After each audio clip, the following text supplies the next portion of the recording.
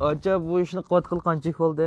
Uzoq olib ketdi buningga. Oti miros kesib deb 3 avlod supunchi hisobda. Nima deyasaymiz asosiy materiali? Paxna chigitidan chiqdi. Bizim yerda xo'jan, toz degandek materiallar bor. Uchi, balak hech qanday material qo'shilmaydi buningga. Yoki oqat ishlaymiz, undaq material yo'q buningda. Burundan sizlar kichik vaqtingizda o'qisizlar, o'qimaysizlar. Hech qanday bir supunchi ishlab chiqamasa, kuchani yerlik to'qas supuni deb at emasmi? Beşimiz jussaqma, bedenimiz jussaqma, balalarning kiyimlari olsun, bedenleri olsun, hech qanday ziyansiz bu. Kimlik tarkibi yo'q buningda. Tabiiy deymiz. Kun nur orqali oqirib, kiyimlarni o'ngdimaydi.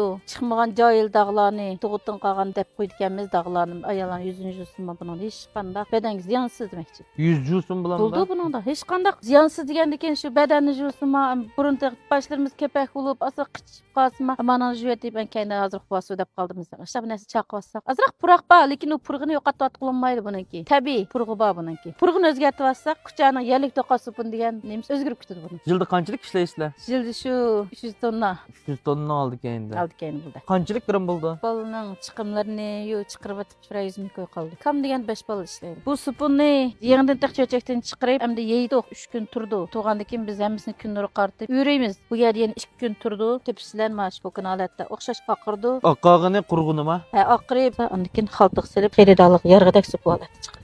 Qancha pul sotildi mana shu bir tili? 2,5 koy pasta normal buldu. 1 kilo 4 daldan kildi mava. Şinjan'ı bek işletildi bunu. Şinjan'da ham berdimi? Ha, Şinjan amir bek işletildi. İşkirgim tatip ekit bardı. Bizning cho'nglar ham ishlatadi, hozirgi kelguncha He. bu supanni. Mana mava olsa ham materiali. Çigitninki asidliği bu. Maş qazanğa bilip alamiz bunu. Bak yo'g'on qazonkina bu.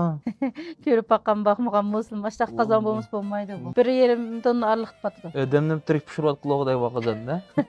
Adam çöküdü. Maşını töküp kayıntıp, aqazan qilib, aqazanın manını bilip süzüldürüp, supun haltı kildi, sovutup mani. Çöçek usimiz birden. 1 saatdan keyin qatiydi. Mana maş qilib buniki. Birden usimiz maştaq holatda. 2 xil oldu. Mavi kichigi, mana mavi yo'g'ini. Xaridorlarning ehtiyoji bo'yicha. U yaxshi, bu yaxshi, endi kuchaning supini yaxshi deb. Ha. Va kuchaning supini ishlatib baqqanlar, yuzib qo'yganlar. Mana shuningdek an'anaviy qo'l hunarmandchilikni hozirgacha davomlashtirib kelayotgan mashtaq akadlarimiz va sizlarning ishlaringiz yaxshi bo'lsin hamsa.